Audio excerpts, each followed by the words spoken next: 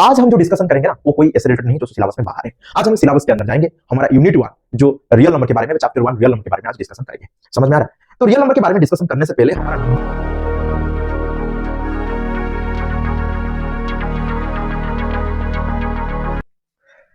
नमस्ते, hello learners, hello beginners. चलो दिल से मेहनत करते हैं और आगे बढ़ते हैं। हमारा एक वीडियो गया था जिसमें हम कोई क्लास से कोई एक दूसरे क्लास, नेक्स्ट क्लास में प्रमोशन हो रहे हो, हम कुछ अच्छे करने के लिए सोच रहे हो, तो कैसे होना चाहिए टाइम टेबल, और कैसे स्कूल छुट्टी के टाइम को हम यूटिलाइज करेंगे एक अच्छा ब्रेन के साथ, और जब स्कूल है कैसे हम टाइम टेबल होना चाहिए और माइंड को कैसे फोकस में ज्यादातर हम पढ़ाई कर सकते हैं, वो सारे हम डिस्कशन किए। हमारा एक वीडियो है जहां पे लिखा गया है क्लास 9 से क्लास 10, मतलब तुम फेल हो गए, अभी कुछ सक्सेस होने के लिए सोच रहे हो। अभी एक सेकेंड वीडियो में डाला था जिसमें हम बताया था क्लास 10 में तुम्हारा रोड मैप कैसे होना चाहिए, कहां से शुरू करना है और कहां कौन सा महीने में किसको खत्म करना है और आगे तुम्हारा जर्नी कैसे होगा, मैं तुमको यहाँ पे बताया। नहीं देखो तो हमारा चैनल में विजिट कर सकते हो, नहीं तो डिस्क्रिप्शन में लिंक है, आप इसको चेक कर सकते हो। आज हम जो डिस्कशन करेंगे ना वो कोई ऐसे रिलेटेड नहीं जो सिलेबस में बाहर है। आज हम सिलेबस के अंदर जाएंगे, हमारा यूनिट 1 जो रियल नंबर के बारे में, चैप्टर 1 रियल नंबर के बारे में आज डिस्कशन करेंगे। समझ में आ रहा है? तो रियल नंबर के बारे में डिस्कशन करने से पहले हमारा नंबर रिलेटेड ऑलरेडी हमारा प्रीवियस क्लास में हम पढ़े। क्या क्या पढ़े हैं? जैसे तुम्हारा क्लास 6 में नोइंग आवर नंबर्स, जो प्रीवियस बुक था एनसीईआरटी का पुराना वाला, नया वाला में आ गया pattern in mathematics, whole number, मतलब डिफरेंट टाइप, मतलब other two side of the zero. यहाँ पे हम इंटीजर के बारे में बात कर रहे हैं। और क्या क्या था? इंटीजर्स था, डेसिमल था, डेसिमल फ्रैक्शन, होल नंबर, ये सब कुछ तुम्हारा क्लास 6 में थोड़ा थोड़ा इंट्रोडक्शन जैसा था। फिर क्लास 7 में क्या था? इंटीजर, लार्ज नंबर अराउंड, वही भी नंबर रिलेटेड था। फिर 7 गया, 8 में जो जो तुम क्लास 6 में पढ़ रहे थे वही थोड़ा ज्यादा हम पढ़ाई किए हैं क्लास 8 में। इसमें थोड़ा ज्यादा प्रॉपर्टी है और ज्यादा एग्जाम्पल है, ज्यादा एक्सरसाइज है, इसके बारे में पढ़ाई कर रहे थे। क्लास 9 में फिर आएगा नंबर सिस्टम। नंबर सिस्टम में सारे नंबर के बारे में पढ़ाई कर रहे थे, जिससे पहले तुम्हारा नेचुरल नंबर है, इसके बाद होल नंबर है, इंटीजर है, रेशनल नंबर, इरेशनल नंबर, ये सब कुछ हम क्लास 9 में थोड़ा थोड़ा पढ़ रहे थे। ये सब कुछ मिला देने से, मतलब natural, whole number, integer, rational, irrational, सारे मिला के जो नंबर आता है ना, वो क्लास 10 का पहला चैप्टर है, जो है तुम्हारा रियल नंबर। आपको मन में क्वेश्चन होगा ये सारे क्या है, नेचुरल, होल नंबर, पता नहीं ना? ठीक है, आज हम वीडियो में ये सब कुछ हम डिस्कशन करेंगे। फिर देखो वो चैप्टर में हम क्या क्या पढ़ाई करेंगे। वो जो रियल नंबर क्लास 10 का चैप्टर है ना, यहाँ पे 2 ठो कंसेप्ट है, 2 ठो टॉपिक है। एक है तुम्हारा फंडामेंटल थ्योरम ऑफ अरिथमेटिक, जो कोई एक नंबर का पूरा प्राइम ब्लॉक के बारे में बोल रहा है, मतलब कोई भी नंबर को आप प्राइम नंबर नहीं तो प्राइम नंबर का प्रोडक्ट के द्वारा एक्सप्रेस कर सकते हो, चाहे ये कोई भी नंबर आप ले जाओ नेचुरल नंबर का। सेकंड क्या है? रिविजिट ऑफ इरेशनल नंबर, क्योंकि इरेशनल नंबर के बारे में क्लास 9 में तुम कुछ पढ़े थे, नहीं पढ़े तो भूल गए इरेशनल नंबर क्या है, सब कुछ आज डिस्कशन करेंगे। इसके साथ इसका प्रूफ भी हमारा चैप्टर में आने वाला है। तो 2 ठो टॉपिक के रिलेटेड जो क्वेश्चन है तुम्हारा एग्जाम्पल 1 2 3 4 और एक्सरसाइज 1.1 एग्जाम्पल और PYQ important question bank related तुम्हारा टॉपिक 1। फिर टॉपिक 2 के साथ ये सारे क्वेश्चन है, मतलब एग्जाम्पल 5 6 7 और exercise 1.2 example PYQ question related, मतलब ये सारे इसके साथ रिलेटेड होगा हमारा, मतलब वही जो वीडियो है ना, मतलब इसमें आगे तुम्हारा ऐसा रिलेटेड वीडियो आएगा। मतलब पहले हम पूरा एग्जाम्पल एक्सरसाइज खत्म करेंगे, इसके बाद डिफरेंट टाइप का क्वेश्चन बैंक लाएंगे, पीवाईक्यू इसके अंदर होगा, और क्वेश्चन बैंक मतलब रियल लाइफ एप्लीकेशन बेस्ड भी क्वेश्चन होगा। हॉर्स क्वेश्चन भी आएगा, मतलब हायर ऑर्डर थिंकिंग वाला स्किल वाला जो क्वेश्चन है, ये होने वाला हमारा जर्नी रियल नंबर का। तो अभी चलो डिस्कशन करते हैं जो नंबर रिलेटेड में बोल रहा था, ये नंबर सब क्या है। फर्स्ट हम काउंटिंग से शुरू करते हैं, क्योंकि जब भी हम बहुत सारे पुराने साल में चला जाएंगे जहां पे नंबर कुछ नहीं था, जब वो बाहर जा रहा है इसके हिसाब से एक एक ठोक हम पत्थर रख रहे थे, जितना ठोक गया इतना ठोक पत्थर, मतलब काउंट नहीं कर रहे थे। इसके बाद हमारा काउंटिंग शुरू हुआ 1 2 3 4, मतलब काउंटिंग से शुरू होता है हमारा नंबर का पहला शुरुआत। तो काउंटिंग नंबर जिसको हम नेचुरल नंबर भी बोलते हैं, इसको हम काउंटिंग नंबर शुरू होता है 1 2 3 4 ऐसे आगे चलता है। इसमें हम 0 ऐड कर दिए, क्योंकि 0 क्या हुआ, 1 2 3 4 5 6 7 8 9, इसके बाद कौन सा नंबर आएगा? तो 0 को इन्वेंट करना पड़ा है। तो 0 को जो इन्वेंट किए थे हमारा इंडियन मैथमेटिशियन आर्यभट्ट थे। तो जब ये 0 इन्वेंट हुआ तो 0 एक डिजिट हो गया, तो 0 को पहले ला दिए, 0 1 2 3 4 ऐसे आगे। जब 9 के बाद आएगा 1 0, फिर 1 1 1 2 1 3, ऐसे नंबर सिस्टम आगे ही बढ़ा। तो जीरो के साथ जब भी मतलब नेचुरल नंबर आ जाता है, इसको हम बोलते हैं होल नंबर। होल नंबर का अलग एक नाम होता है जिसको हम बोलते हैं extended natural number. Extended natural number, ये होता है तुम्हारा सेकेंड। फर्स्ट क्या था? नेचुरल नंबर था, इसमें हम जीरो ऐड कर दे, ये हो गया एक्सटेंडेड नेचुरल नंबर व होल नंबर। इसका सिंबल क्या है? कैपिटल एल, इसका डब्ल्यू। अभी क्या करना है? नेगेटिव नंबर आ गया, क्योंकि जीरो का तो राइट साइड हम लिख दिए 0 1 2 3 4 5 6, लेकिन जब भी हम करज कर दे, धार कर दे, जब भी हम कुछ ऋण में रहते, मतलब वो नहीं है लेकिन हम इसको दे दिए, तो ये होता है नेगेटिव साइड। जैसे सोचो आप कोई दुकान में पैसा नहीं है, कुछ धार ले आए, मतलब इसको खरीद लिया, इसको खरीद लिया, बाद में पैसा देंगे, तो बाद में पैसा दिया मतलब आप अभी नेगेटिव हो, समझ रहे हो? तो नेगेटिव का ये होता है रियल लाइफ एप्लीकेशन। तो नेगेटिव नंबर जब भी आ जाता है जीरो के लेफ्ट साइड में, इसको हम बोलते हैं इंटीजर। जीरो राइट साइड में होगा तुम्हारा पॉजिटिव नंबर, लेफ्ट साइड में होगा तुम्हारा नेगेटिव नंबर। ये सब कुछ जब भी मिला जाता है तुमको बोलते हैं हम इसको इंटीजर। क्योंकि एक चैप्टर था क्लास 6 में, other two side of zero, मतलब जीरो का लेफ्ट साइड में नेगेटिव है और राइट साइड में तुम्हारा पॉजिटिव है। ये सारे जो होता है ना इंटीजर, मतलब इंटीजर का एक अलग नाम दे दिए, zero and the other two side of the zero. Class 6 का जो नया बुक है ना, इसमें एक चैप्टर है। फिर आता है रेशनल नंबर। रेशनल नंबर में क्या होगा? फ्रैक्शन आएगा, डेसिमल आएगा। लेकिन ऐसे कोई नंबर नहीं है जो जैसे natural number, whole number, integer. हाँ, आपके मन में फिर क्वेश्चन होगा इंटीजर का जेड क्यों सिंबल लिया गया है? इतना याद रखना, जेड मतलब जेहलेन। ये कहां से आया है? ये इसका मतलब ये ग्रीक वर्ड है जिसका मीनिंग मतलब वही है नंबर्स। तो ये तुम्हारा जेड आया है, तो हो गया natural number, whole number, integer. फिर रेशनल नंबर। रेशनल नंबर ऐसे सोचो, इसका सिंबल क्यू है। क्यू मतलब जब भी आप कुछ डिवाइड करोगे, फॉर एग्जांपल मैं 5 से 2 डिवाइड किया, तो ये हो गया फॉर एग्जांपल 5 से 2 नहीं, फॉर एग्जांपल 10 से मैं 2 डिवाइड किया, 10 से 2 डिवाइड किया, इसको हम बोलते हैं रेशनल नंबर, क्योंकि हम इसको पी बाई क्यू आकार में एक्सप्रेस किए। तो रेशनल नंबर हम इसको बोलते हैं जिसको हम पी बाई क्यू आकार में एक्सप्रेस करेंगे, और पी और क्यू दोनों इंटीजर होना चाहिए, और क्यू जो नीचे डिनोमिनेटर है ये तुम्हारा जीरो नहीं होना चाहिए। इसको हम बोलते हैं रेशनल नंबर। तो रेशनल नंबर में ये देख सकते हो ये क्या है? ऊपर एक नंबर है, नीचे एक नंबर है, हम दोनों को डिवाइड किए, तो यहाँ पे जो रिजल्ट आएगा, मतलब हम कैसे करते हैं? इसको डिवाइड करते हैं, 10 के 2 के द्वारा डिवाइड करेंगे तो आ गया 5, तो रिजल्ट कितना है? 5। तो ये एक्चुअली क्या है? ये तुम्हारा कोसेंट है कि नहीं? समझ रहे हो? ये क्या है? कोसेंट है। जब भी एक नंबर को एक दूसरे नंबर के द्वारा डिवाइड करते तो रिजल्ट जो आएगा ना वो कोसेंट है, तो कोसेंट से आया है क्यू, इसको हम बोलते हैं रेशनल नंबर। रेशनल नंबर मतलब पी बाई क्यू आकार में एक्सप्रेस करेंगे, जब भी एक्सप्रेस करेंगे जो रिजल्ट आएगा वो तुम्हारा कोसेंट होगा, वो तो इसीलिए ये हो गया क्यू मतलब रेशनल नंबर। जिसको हम क्यू मतलब क्या पी बाई क्यू आकार में एक्सप्रेस नहीं कर पाएंगे वो हो जाएगा तुम्हारा इरेशनल नंबर। समझ में आ गया? जिसको हम पी बाई क्यू आकार में एक्सप्रेस करेंगे, Q is not equal to zero, and P and Q दोनों इंटीजर हो गए, तभी जाके हम रेशनल नंबर बोलेंगे। इसका रिजल्ट कोसेंट आ रहा है, मतलब 10 बाई 2 इक्वल टू 5, 10 हो गया डिविडेंड, 2 हो गया डिवाइजर, ये दोनों को डिवाइड करके जो रिजल्ट आता है वो तुम्हारा कोसेंट है, यहाँ पे हो गया इसलिए क्यू। जो पी बाई क्यू आकार में एक्सप्रेस नहीं होगा इसको हम बोलते हैं इरेशनल नंबर, पर नॉट रेशनल नंबर। कितना आसान बात है, ये तो हो गया। फिर आगे क्या है? Real number. यहां पे क्या लिखा है देखो, नेचुरल नंबर है, होल नंबर है, इंटीजर है, रेशनल नंबर है, इरेशनल नंबर है। ये सब कुछ कहां पे है?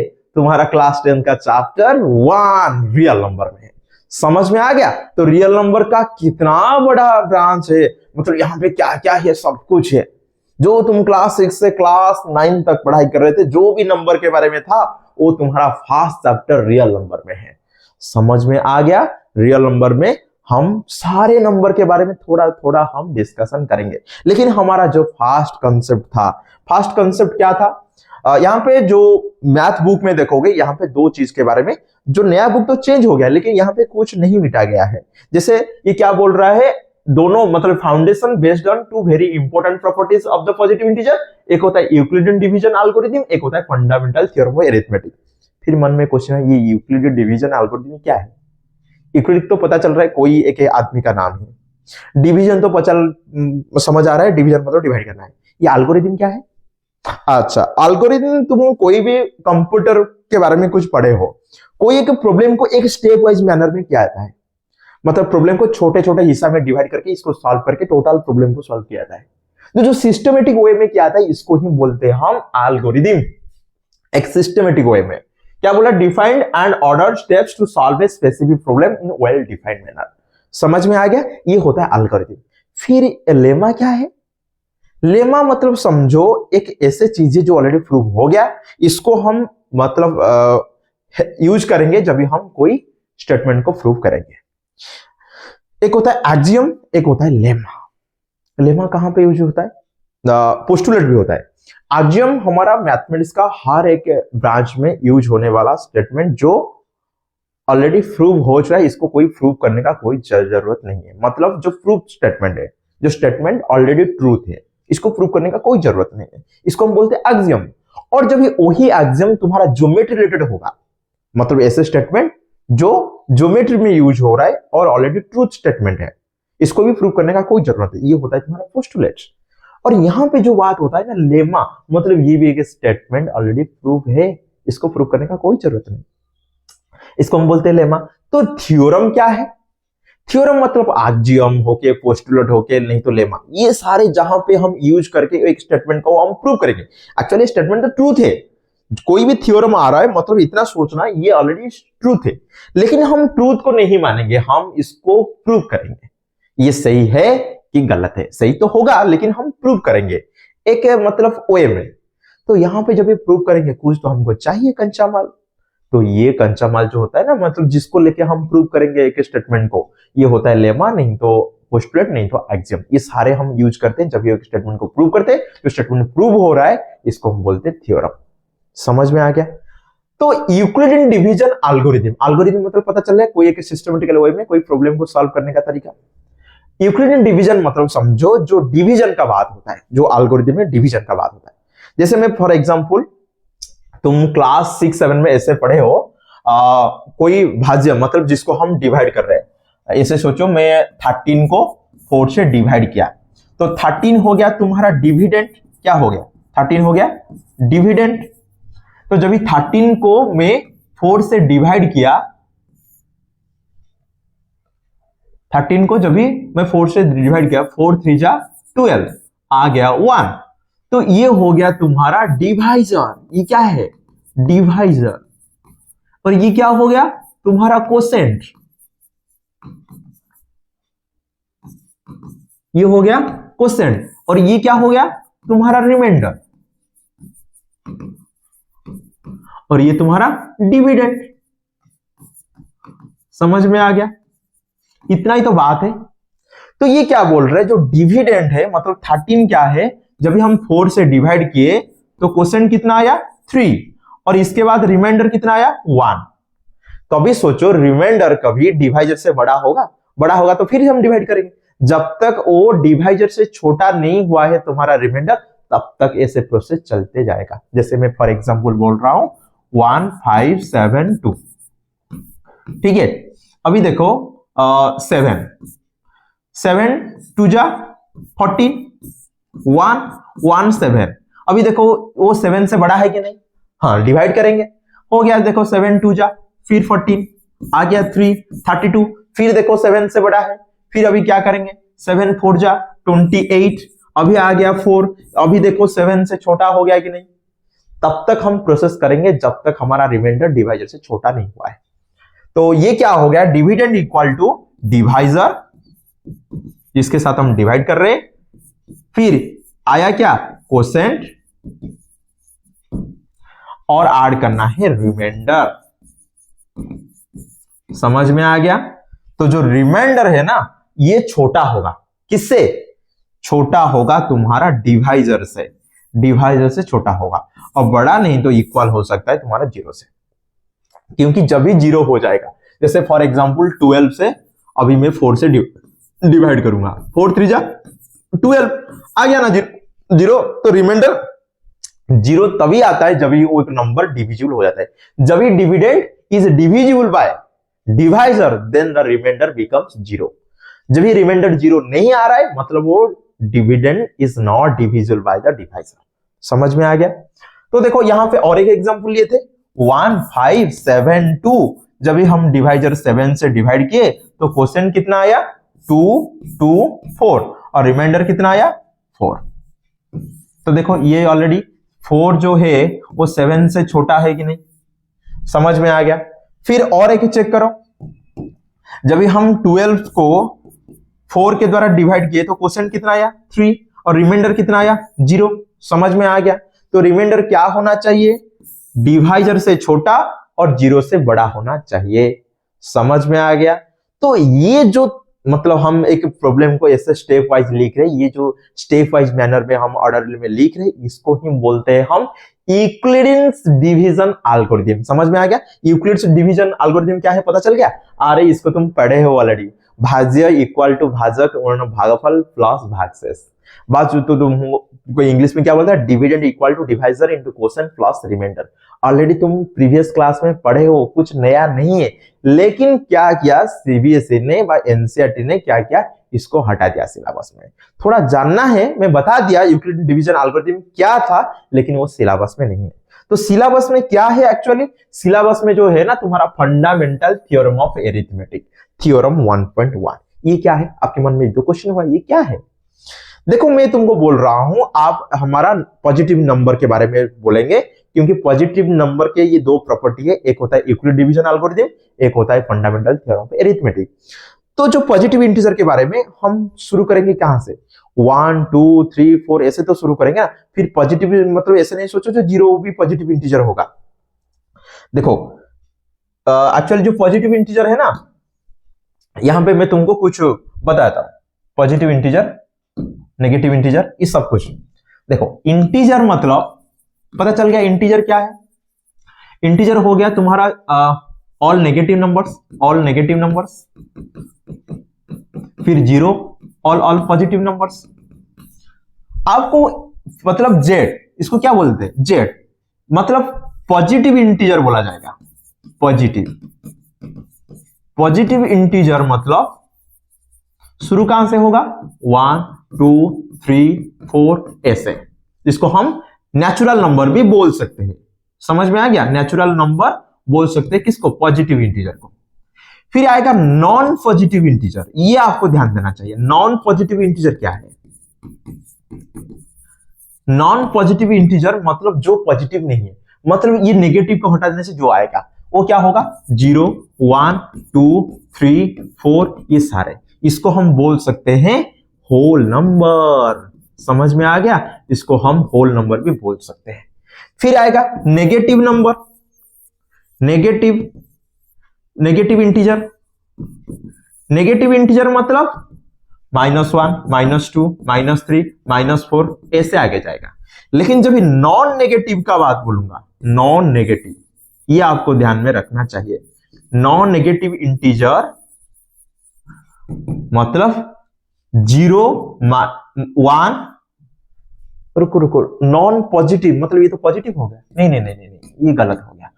नॉन पॉजिटिव मतलब सारे नेगेटिव हो गए और 0 भी आएंगे, क्योंकि ये कोई भी पॉजिटिव नहीं है। पॉजिटिव ये है, पॉजिटिव नहीं है, तो इसको छोड़ के जो बचा है। फिर नेगेटिव मतलब ये है, और नॉन नेगेटिव मतलब इसको छोड़ के जो बचा है। इसको छोड़ के कौन बचा है 0 1 2 3 4 ऐसे। इसको हम होल नंबर नहीं बोलेंगे, इसको बोलेंगे नॉन नेगेटिव, मतलब ये तुम्हारा होल नंबर हो जाएगा। समझ में आ गया। ये था तुम्हारा positive integer, non positive integer, negative number, non negative number. तो हमारा जो डिस्कशन कर रहे थे फंडामेंटल थ्योरम ऑफ अरिथमेटिक क्या बोलता है, हम कोई भी पॉजिटिव इंटीजर ले रहे हैं, मतलब 1 2 3 4 ऐसे हम कोई भी नंबर ले रहे हैं, तो 1 को छोड़ के और क्या बचेगा 2 3 4 5 आगे। तो कोई भी नंबर आइदर प्राइम नंबर होगा, नहीं तो प्राइम नंबर का फैक्टराइज प्राइम नंबर का प्रोडक्ट होगा। जिसे मैं बता रहा हूं 1 को छोड़ देने से क्या आएगा 2 आएगा, तो 2 क्या होगा 2 होगा प्राइम नंबर। 3 क्या होगा 3 होगा प्राइम नंबर। 4 एक हो गया कंपोजिट नंबर, इसको हम एक्सप्रेस करते हैं 2 और इंटू 2 मतलब प्रोडक्ट ऑफ प्राइम। इसके बाद आएगा 5, तो 5 हो गया। 6 हो गया 2 इंटू 3। फिर चेक करो 7 क्या हो जाएगा, 7 तो प्राइम नंबर है। 8 क्या हो जाएगा 2 इंटू 2 इंटू 2। फिर 9 क्या होगा 3 इंटू 3, मतलब आइदर ये प्राइम होगा नहीं तो प्राइम नंबर का प्रोडक्ट होगा। मतलब ये क्या बोल रहा है, कोई भी नंबर, कोई भी पॉजिटिव नंबर को हम एक्सप्रेस कर सकते हैं, आइदर ये प्राइम नंबर होगा नहीं तो प्रोडक्ट ऑफ प्राइम नंबर में एक्सप्रेस कर सकते हैं। तो प्रोडक्ट जो प्राइम फैक्टराइजेशन होगा हम कोई भी नंबर ले जाते हैं। समझ में आ रहा है? तो every composite number can be expressed as the product of primes and this factorization is unique. Unique मतलब मैं बोल रहा हूं 2 इंटू 3 मतलब 6 ही होगा। 2 इंटू 3 6 7 8 नहीं 9 कुछ नहीं होगा। एक नंबर का एक ही यूनिक प्राइम फैक्टराइजेशन होना चाहिए। समझ रहे हो? एक नंबर का एक यूनिक। सर 3 2 भी हो सकता है, हाँ हो सकता है। वो क्या बोल रहा है, कितना ठोक 2 है कितना ठोक 3 है वो यूनिक है। मतलब एक ठोक 2 है एक ठोक 3 है तो 6 आना कंपलसरी है। 2 ठोक 2 है एक ठोक 3 है तो क्या हो जाएगा 2 इंटू 2 इंटू 3, तो ये होना चाहिए तुम्हारा यूनिक। लेकिन इसका ऑर्डर मतलब 2 इंटू 3 इंटू 2 ये कोई मैटर नहीं करता है। मतलब number of primes in the prime factorization should be unique but the order does not matter. ये कौन बोल रहे हैं, तुम्हारा थ्योरम 1.1। समझ में आ गया? कोई भी नंबर को आप प्राइम नंबर होगा नहीं तो प्राइम नंबर का प्रोडक्ट होगा। और जो प्राइम नंबर होगा ना, number of prime number in the prime factorization should be unique. मतलब जितना ठोक प्राइम नंबर होगा इसके हिसाब से एक ठोक ही कंपोजिट नंबर आएगा। और इसका ऑर्डर मतलब 2 इंटू 3 इंटू 3 इंटू 2 ये दोनों मैटर नहीं करता है, क्योंकि क्या बोल रहा है, डज नॉट मैटर। जो ऑर्डर होता है ना वो डज नॉट मैटर। समझ में आ गया? वो तुम्हारा फंडामेंटल थ्योरम ऑफ अरिथमेटिक है। इसका एप्लीकेशन हम कहां पे करेंगे? देखो इसका एप्लीकेशन हम फास्ट कहां पे करने वाला है, जब हम इरेशनलिटी प्रूव करेंगे। जब इरेशनल नंबर को इरेशनल है कि नहीं हम प्रूव करेंगे, यहां पे भी हम यूज कर सकते हैं। सेकंड क्या है, कोई भी नंबर टर्मिनेटिंग और नॉन टर्मिनेटिंग, हम इसको देख के भी बता सकते हैं। कैसे कैसे कैसे? फिर मन में क्वेश्चन होगा कैसे आप बताओगे। देखो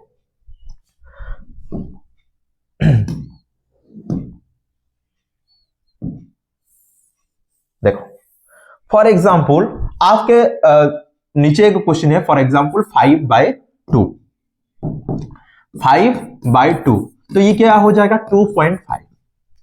लेकिन जब ही कोई नंबर आएगा फॉर एग्जाम्पल 12/10 तो ये हो जाएगा 1.2, क्योंकि नीचे क्या है 12/10 मतलब 2 इंटू 5 है। तो टर्मिनेटिंग क्या बोलता है, कोई भी एक, ये तो एक्चुअली सिंपलेस्ट फॉर्म में नहीं है, सिंपलेस्ट फॉर्म में लेना चाहिए। 12/10 को सिंपलेस्ट फॉर्म लेने से कितना हो जाएगा, ये हो जाएगा 6, ये हो जाएगा 5। नहीं तो और एक ऐसे सोचो 13/10, ये तो ऑलरेडी सिंपलेस्ट फॉर्म में है। तो ये क्या बोल रहा है, जब भी इसका डिनोमिनेटर में जो भी नंबर है, डिनोमिनेटर में जो भी नंबर है, सॉरी यहां पे 10 होना चाहिए। डिनोमिनेटर में जो भी नंबर है, जब ही ये 2 और 5 का ये दोनों प्राइम नंबर मिला के होगा। डिनोमिनेटर में ये समझ लो, डिनोमिनेटर क्या होना चाहिए, मतलब टर्मिनेटिंग के लिए, टर्मिनेटिंग मतलब खत्म हो जाएगा, यहां पे डट डट नहीं आएगा। जैसे 1/3 ये क्या हो जाएगा 0.3333 ऐसे है, ये होता है नॉन टर्मिनेटिंग। समझ में आ गया? ये हो जाएगा नॉन टर्मिनेटिंग और ये हो जाएगा टर्मिनेटिंग। तो ये किसके ऊपर डिपेंड कर रहा है, टर्मिनेटिंग डिपेंड कर रहा है, आइदर ये 2 का होगा नहीं तो 5 का होगा, नहीं तो 2 और 5 दोनों का होगा। समझ रहे हो? मतलब ये जब डिनोमिनेटर में आएगा, ये कहां पे आना चाहिए, डिनोमिनेटर में, डिनोमिनेटर में आना चाहिए।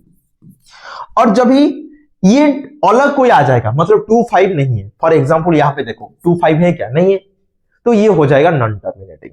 ये होगा डिनोमिनेटर में, तभी जाके क्या होगा, तुम्हारा टर्मिनेटिंग होगा। तो जो डिनोमिनेटर है इसको प्राइम फैक्टराइजेशन करने से तो पता चलेगा ये इसके अंदर 2 और 5 है कि नहीं। तो अभी आप बताओ, कोई एक नंबर आ गया 13/12, ये क्या होगा, टर्मिनेटिंग या नॉन टर्मिनेटिंग? देखो ये ऑलरेडी सिंपलेस्ट फॉर्म में है, यहां पे जो 12 है ना, ये एक्चुअली क्या है, 2 इंटू 2 इंटू 3, तो आ गया ना 3। क्या वो क्या बोल रहा था, 2 और 5 होना चाहिए था, लेकिन 3 आ गया, तो ये क्या होगा, नॉन टर्मिनेटिंग। क्योंकि जब भी 2 और 5 ओनली 2 एंड 5 और कोई भी प्राइम नंबर नहीं होगा, तभी जाके हम बोलेंगे नॉन टर्मिनेटिंग, सॉरी टर्मिनेटिंग। 2 और 5 होगा तो, नहीं होगा तो नॉन टर्मिनेटिंग। जैसे फॉर एग्जांपल 7/6, आप ये टर्मिनेटिंग है नॉन टर्मिनेटिंग, क्योंकि जो 6 है वो होता है 2 इंटू 3, तो आ गया ना 3, तो ये होगा नॉन टर्मिनेटिंग।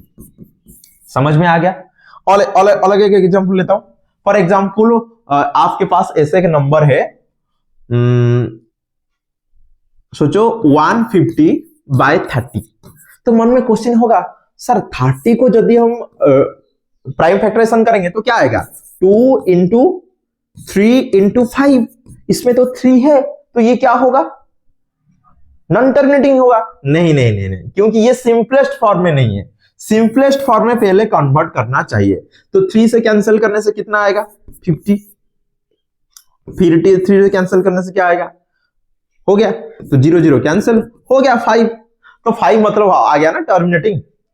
नहीं तो ऐसे सोचो 30/150, तो ये तो कैंसिल हो गया 1/5, तो ये चेक करो 5 है, मतलब टर्मिनेटिंग होगा।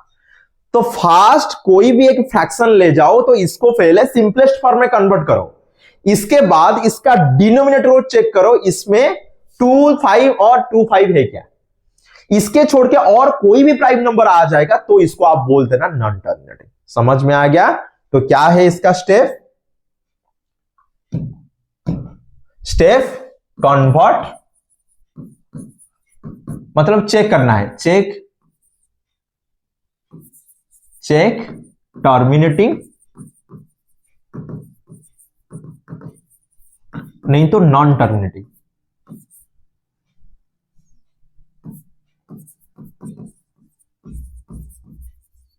कैसे चेक करना है, convert into simplest form,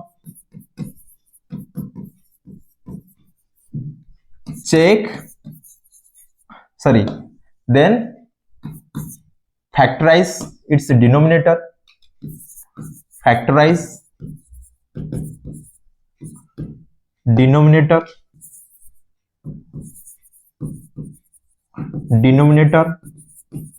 of simplest form,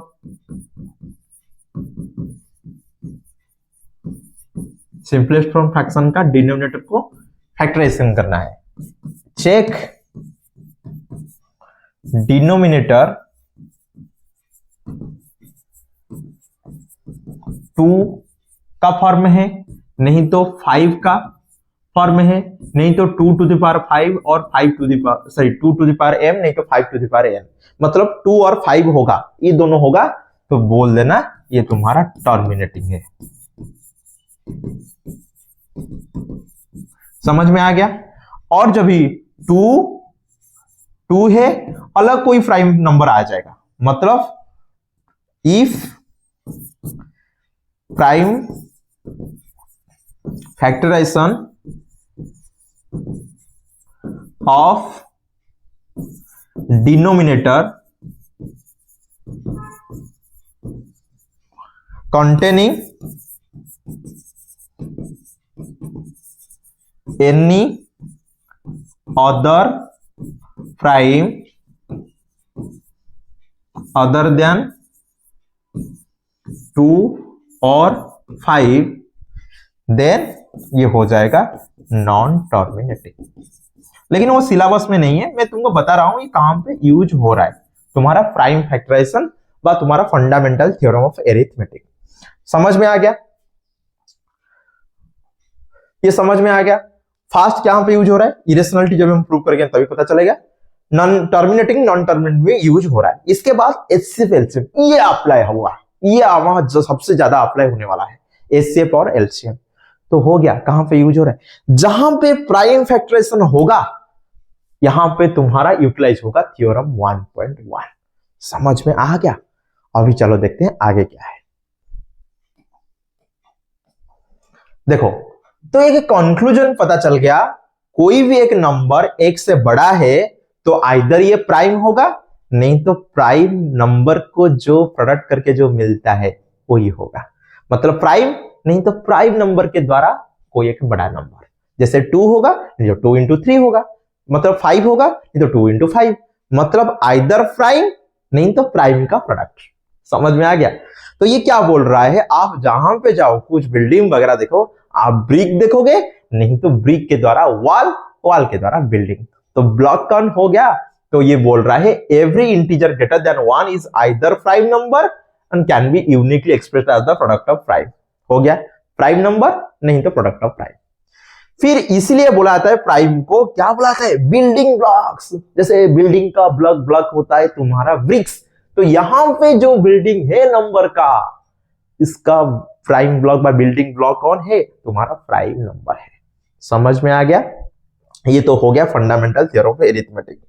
अभी जो इसको प्रूव किए थे हमारा एक ऐसे मैथमेटिशियन, शायद इसको तुम क्लास 10 के अंदर नहीं पढ़ोगे, जब 11th 12th में पढ़ोगे, यहाँ पे गॉस के बारे में तुम पढ़ाई करोगे। तो ये तुम्हारा कार्ल फ्रेडरिक गॉस है, जो प्रिंस ऑफ मैथमेटिक्स भी बोला था। यहाँ पे बोला था ना प्रिंस ऑफ मैथमेटिक्स, वो राजकुमार है मैथमेटिशियन का। और तुमको पता है ऐसे आर्किमिडीज भी एक मैथमेटिशियन है जो साइंस में इसका कंट्रीब्यूशन था। और न्यूटन को तो सबको सारे जानते हो, जो साइंस में कंट्रीब्यूट कर रहा है ना, इतना याद रखना वो मैथ को पढ़ के गया है, क्योंकि मैथ क्या होता है ना, क्वीन ऑफ मैथमेटिक्स, मतलब क्वीन ऑफ साइंस होता है। इसके बिना तुम्हारा किंग अधूरा है। मतलब मैथमेटिक्स को छोड़ के आप कहां पे भी नहीं जा सकते हो, साइंस का कोई भी ब्रांच में, कोई भी ब्रांच में आप चले जाओ। तो आर्किमिडीज, न्यूटन, ये दोनों के साथ अलग एक मैथमेटिशियन जिसका नाम है कार्ल फ्रेडरिक गॉस, इसको प्रिंस ऑफ मैथमेटिक्स बोला था। क्यों? क्योंकि जो हमारा फंडामेंटल थ्योरम ऑफ अरिथमेटिक था ना, वो इससे थोड़ा इक्विवेलेंट वर्जन एक थ्योरम दिए थे तुम्हारा न्यूटन, सॉरी यूक्लिड दिए थे, जो यूक्लिडियन एलिमेंट्स में ऑलरेडी था। मतलब जो तुम्हारा फंडामेंटल थ्योरम ऑफ अरिथमेटिक है, पूरा सेम इक्विवेलेंट वर्जन ऑफ एक थ्योरम तुम्हारा यूक्लिड्स एलिमेंट में था। लेकिन इसको फास्ट जो प्रूव किया था वो वहां से थे, इसको फास्ट प्रूव किए थे वो इस बुक में। तो डिसइक्विवेलेंस ऑफ अरिथमेटिक बुक में वो फास्ट प्रूव किए थे तुम्हारा फंडामेंटल थ्योरम ऑफ अरिथमेटिक का थ्योरम को, इसलिए हम इसको पढ़ रहे हैं। तो इतना याद रखना, मैथमेटिक्स तो आप इसको पढ़ रहे हो और आगे भी पढ़ोगे, और साइंस में भी वो बहुत ज्यादा कंट्रीब्यूशन भी किए हैं तुम्हारा कार्ल फ्रेडरिक गॉस, जिसको हम प्रिंस ऑफ मैथमेटिक्स बोलते हैं। तो अभी कंसेप्ट तो समझ में आ गया। फंडामेंटल थ्योरम ऑफ अरिथमेटिक मतलब कोई भी पॉजिटिव इंटीजर आइदर ये 1 होगा, नहीं तो प्राइम नंबर होगा, नहीं तो प्रोडक्ट ऑफ प्राइम में नंबर होगा। लेकिन जो प्रोडक्ट ऑफ प्राइम होगा, इसमें number of prime number unique होना चाहिए, कभी चेंज नहीं होता है। मतलब 6 में 2 और 3 एक ठोक है, 12 में 2 2 ठोक और 3 एक ठोक है, मतलब यूनिक होगा। लेकिन ऑर्डर मायना नहीं रखेगा, order does not matter. 2 into 3 कर रहे हो, नहीं तो 3 इंटू 2 कर रहे हो, वो मतलब मैटर नहीं करेगा। ये हो गया कॉन्सेप्ट। तो चलो हम इसको अप्लाई करेंगे हमारा एनसीईआरटी बुक का एग्जांपल 1 में। Consider the number 4 to the power n, where n is a natural number. Check whether there is any value of n for who is the 4 to the power n, n with the digit 0. ये क्या बोल रहा है, इसको check करना है। ये actually 4 to the power जो n है ना, वो एक्चुअली n में डिजिट, सॉरी n में 0 आएगा कि नहीं। मतलब देखो कोई एक नंबर जब लास्ट में 0 आता है, फॉर एग्जाम्पल 10, 20, तो लास्ट में 0 आ रहा है, मतलब वो 10 के द्वारा डिविजिबल होगा। समझ रहे हो? तो जब भी कोई नंबर लास्ट में 0 आ रहा है, वो 10 के द्वारा डिविजिबल होगा। 10 के द्वारा डिविजिबल मतलब 2 और 5 दोनों के द्वारा डिविजिबल होना चाहिए। ऐसे कोई नंबर है जो 10 के द्वारा डिविजिबल है और 2 और 5 के द्वारा डिविजिबल नहीं है, दोनों के द्वारा डिविजिबल होगा तभी जाके तो 10 के द्वारा डिविजिबल होगा।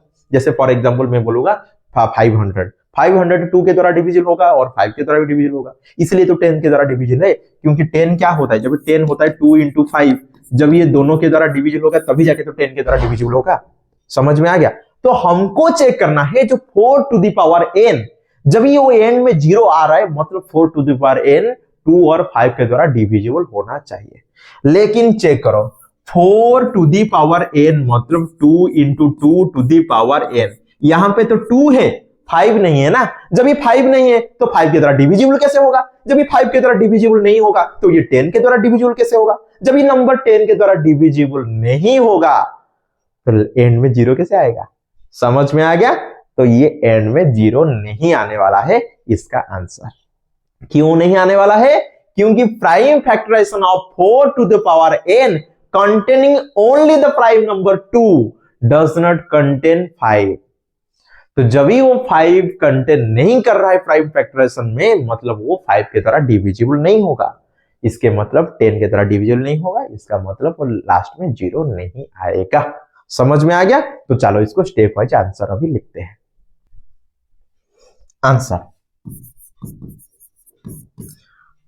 तो लिखते हैं अभी, if 4 to the power n ends with digit 0 for any natural number n, then it would be divisible by 10। In other words,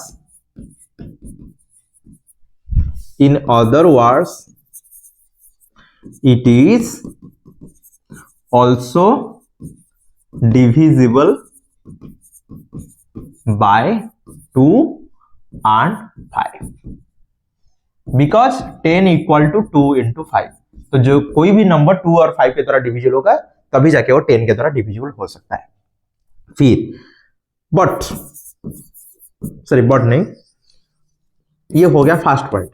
second point में क्या होगा ना, 4 to the power n क्या होता है? 2 into 2 into 2 to the power n।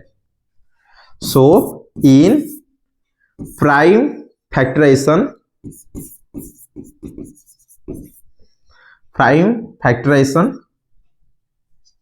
it is observed that, तो यहां पे चेक करो 2 है 5 नहीं है, तो it is observed that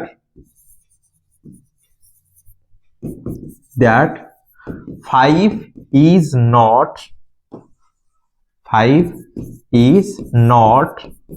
in the prime factorization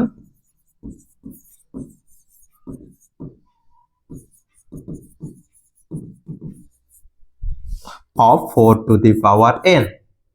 So 4 to the power n is not divisible by 5 and 10, not divisible by 5। So 4 to the power n is also not divisible by 10। तो we conclude that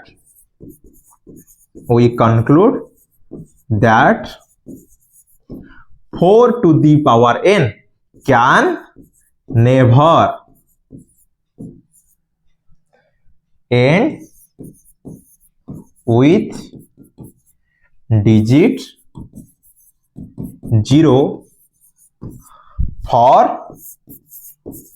any natural number n। समझ आ गया? Fast हमको check करना है, जो हम ले रहे हैं इसमें 2 और 5 होना चाहिए। यहाँ पे नहीं है मतलब 2 है, 5 नहीं है तो मतलब 10 की तरह डिविजिबल नहीं होगा। जब 10 की तरह डिविजिबल नहीं होगा तो लास्ट में 0 नहीं आएगा। तो ये हो गया तुम्हारा एग्जाम्पल 1। अभी चलो देखते हैं एग्जाम्पल 2 क्या है। Find the LCM and HCF. अच्छा, एचसीएफ और एलसीएम में पहला चीज हमको क्या करना चाहिए? प्राइम फैक्टराइजेशन करना चाहिए।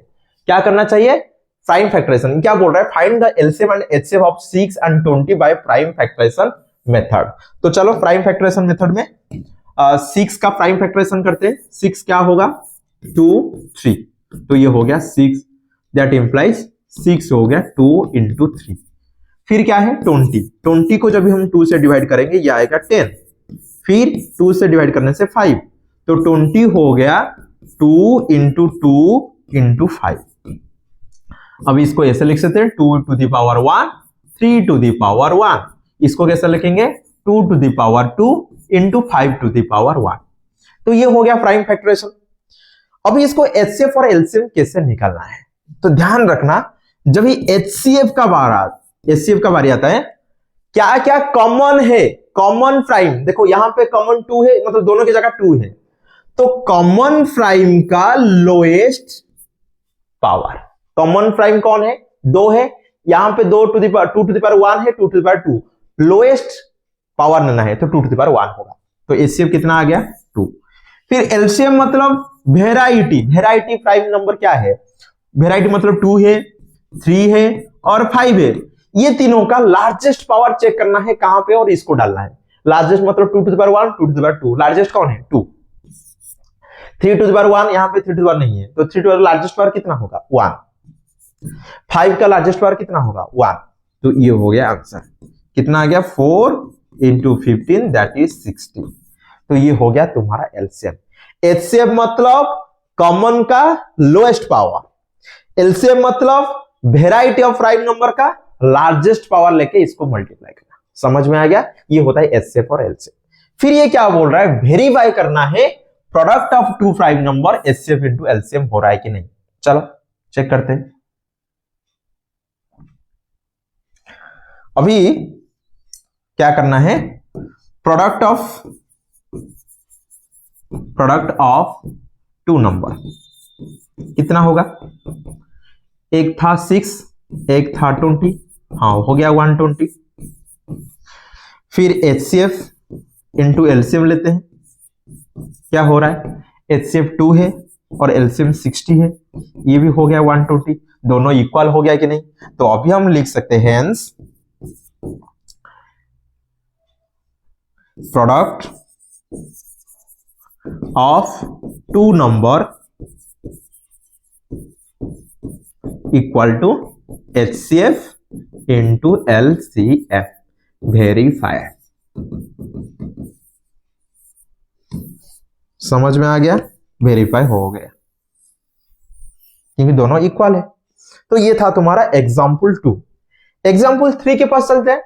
Find the HCF of 96 and 404 by prime factorization method and hence find the LCM। अच्छा ये क्या बोल रहा है, एचसीएफ पहले निकालो।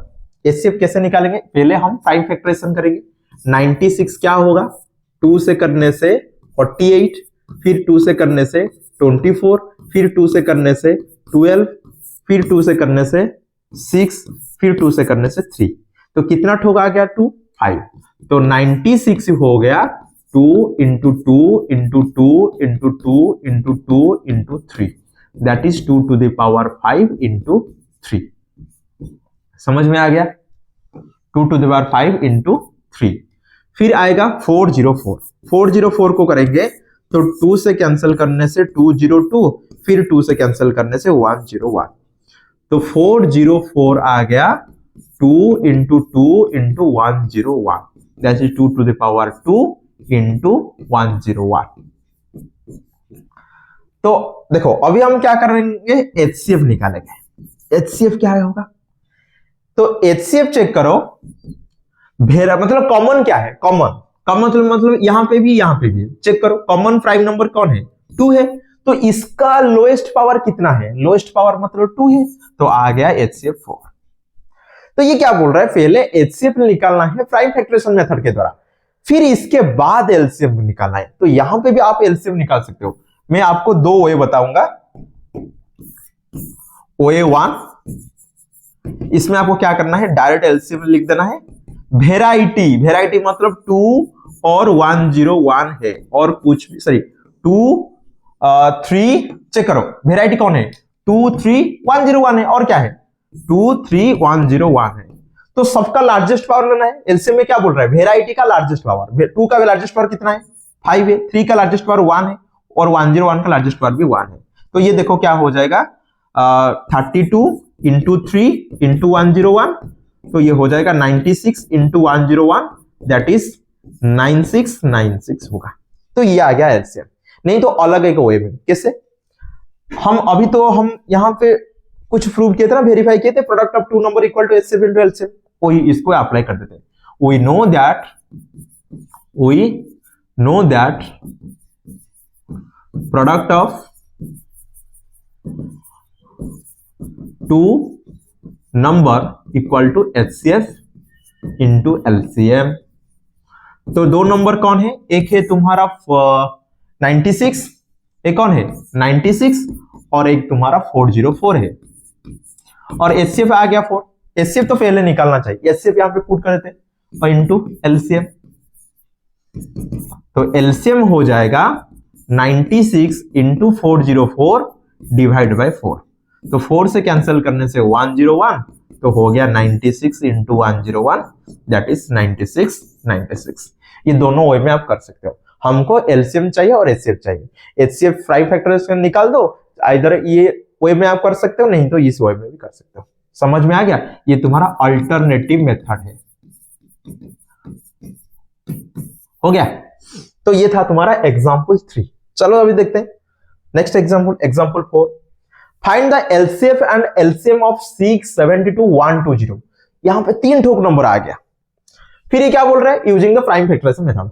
चलो करते हैं, इसमें क्या है, पहले 6 करने से क्या आएगा 2 3, तो 6 हो गया 2 इंटू 3। 72 2 से करने से 36, फिर 2 से करने से 18, 2 से करने से 9, 3 से करने से 3, तो आ गया 72 हो गया 2 इंटू 2 इंटू 2, 3 इंटू 3 हो गया। फिर आगे क्या है 120 है। 2 से करने से 60, 2 से करने से 30, 2 से करने से 15 और 3 से करने से 5, तो ये क्या हो गया 120 हो गया 2 इंटू 2 इंटू 2 इंटू 3 इंटू 5, ये हो गया। तो अभी हम इसको लिख सकते हैं ऐसे 2 to the power 1, 3 to the power 1। इसको कैसे लिखेंगे 2 to the power 3, 2 to the power 3, 3 to the power 2। इसको लिखेंगे 2 to the power 3, 3 to the power 1, 5 to the power 1। तो एचसीएफ कैसे निकालते हैं, एचसीएफ कॉमन चेक करो 2 3 2 3 2 3, तो कॉमन आ गया 2 और 3। लोएस्ट पावर चेक करना है, लोएस्ट पावर 1 3 3, तो लोएस्ट पावर आ गया 1, और 3 का लोएस्ट पावर चेक करो 1 2 1, तो लोएस्ट पावर क्या होगा 1।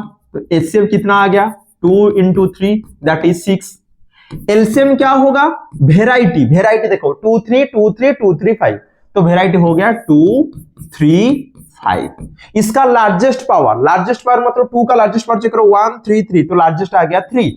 3 का चेक करो लार्जेस्ट पावर 1 2 1, तो लार्जेस्ट पावर आ गया 2। 5 का लार्जेस्ट पावर चेक करो 5 1, तो ये आ गया 1। तो चेक करो कितना होगा 8 इंटू 9 इंटू 5, तो 9 इंटू 40, दैट इज 360 तुम्हारा एलसीएम में है। अभी बताओ ये तीनों को मल्टीप्लाई करने से, मतलब जो 3 ठोक नंबर को मल्टीप्लाई करने से क्या एलसीएम होगा, नहीं होगा। ये कब होगा, जब ही तुम्हारा जो 3 ठोक नंबर है ये को प्राइम होंगे, मतलब यहां पे जो नंबर होगा यहां पे नहीं होगा, यहां पे जो नंबर होगा यहां पे नहीं होगा, तभी जाके product of 3 number equal to HCF into LCM होगा। जब ये तीनों नंबर को प्राइम होंगे, मतलब एक को किसी का भी प्राइम फैक्टर यहां पे भी प्राइम फैक्टर में नहीं होना चाहिए, मतलब प्राइम नंबर कोई भी फैक्टराइजेशन में कॉमन नहीं होना चाहिए, तभी जाके product of 3 numbers equal to HCF into LCM होगा। थोड़ा चेक कर लेते हैं प्रोडक्ट ऑफ 3 नंबर क्या है, 6 है, 6 72 और 120, मल्टीप्लाई करो 720